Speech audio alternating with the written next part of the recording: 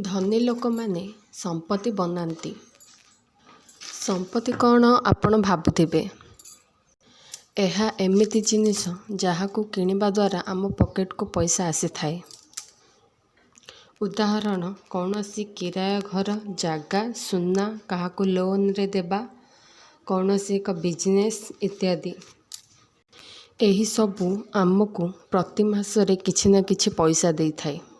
ସମ୍ପତ୍ତିର ବିପରୀତ ହେଉଛି ଦାୟିତ୍ୱ, ଯାହା ଆମ ପକେଟରୁ ପଇସା ଖର୍ଚ୍ଚ କରିଥାଏ।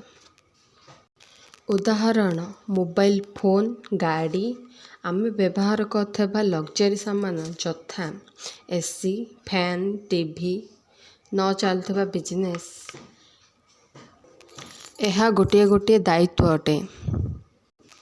ଏହାଦ୍ୱାରା ମନୁଷ୍ୟ ଦିନକୁ ଦିନ ଗରିବ ହୁଏ। ତା'ର ପଇସା କୁଆଡ଼େ ଯାଏ ସେ ଜାଣିପାରେ ନାହିଁ। ଆମ ସମାଜରେ ତିନି ପ୍ରକାର ଲୋକ ରୁହନ୍ତି: ଗରିବ, ମିଡ଼ିଲ୍ କ୍ଲାସ୍, ଧନୀ। ଗରିବମାନଙ୍କ ପାଖକୁ ଯେତେବେଳେ ପଇସା ଆସେ ସେମାନେ ସାଙ୍ଗେ ସାଙ୍ଗେ ଖର୍ଚ୍ଚ କରିଦିଅନ୍ତି। ମିଡ଼ିଲ୍ କ୍ଲାସ୍ ଲୋକମାନେ ଭାବନ୍ତି ଦାୟିତ୍ୱ କିଣି ସେମାନେ ସମ୍ପତ୍ତି କିଣିଛନ୍ତି। ସେମାନେ ଭାବନ୍ତି ଏହାକୁ ବିକ୍ରି କଲେ ଆମକୁ ପଇସା ମିଳିବ। କିନ୍ତୁ ସେମାନେ ଜାଣିନାହାନ୍ତି ଯେ ଥରେ ଦାୟିତ୍ୱ ଘରକୁ ଆସିଲେ ତା'ର ମୂଲ୍ୟ ହ୍ରାସ ପାଇଥାଏ ଓ ପ୍ରତି ମାସରେ ତା' ପାଇଁ କିଛି ନା କିଛି ଖର୍ଚ୍ଚ କରିବାକୁ ପଡ଼େ। ଧନୀ ଲୋକମାନେ କେବଳ ସମ୍ପତ୍ତି କିଣନ୍ତି। ସମ୍ପତ୍ତିରୁ ବହୁତ ପଇସା ଆସିଲେ ସେମାନେ ଦାୟିତ୍ୱ କିଣନ୍ତି। ସମ୍ପତ୍ତିରୁ ପ୍ରତି ମାସରେ ପଇସା ଆସି ସେମାନେ କମ୍ ପରିଶ୍ରମରେ ଅଧିକ ଆରାମରେ ବଞ୍ଚନ୍ତି।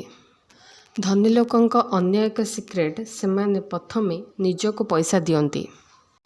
ମାନେ ସେମାନେ ଖର୍ଚ୍ଚ କରିବା ପୂର୍ବରୁ କିଛି ବଞ୍ଚାଇ ସମ୍ପତ୍ତିରେ ଲଗାନ୍ତି ଓ ଯାହା ପଇସା ବଞ୍ଚେ ସେଥିରେ ଖର୍ଚ୍ଚ ତୁଲାନ୍ତି। ତେଣୁ ସେମାନେ ଦିନକୁ ଦିନ ଅଧିକ ଧନୀ ହୁଅନ୍ତି। ଆମେ ଜନ୍ମରୁ ଗରିବ ହେବା ପାପ ନୁହେଁ, କିନ୍ତୁ ଗରିବ ହୋଇ ମରିଯିବା ବହୁତ ବଡ଼ ପାପ ଅଟେ। କାରଣ ଗରିବ ଦ୍ୱାରା ମଣିଷ ସମାଜ, ନିଜ ପରିବାର ଏବଂ ନିଜ ପାଇଁ କିଛି ମଙ୍ଗଳ କରିପାରେ ନାହିଁ। ଏହି ଫର୍ମୁଲା ଦ୍ୱାରା କେହି କେବେ ଗରିବରେ ରହିବେ ନାହିଁ।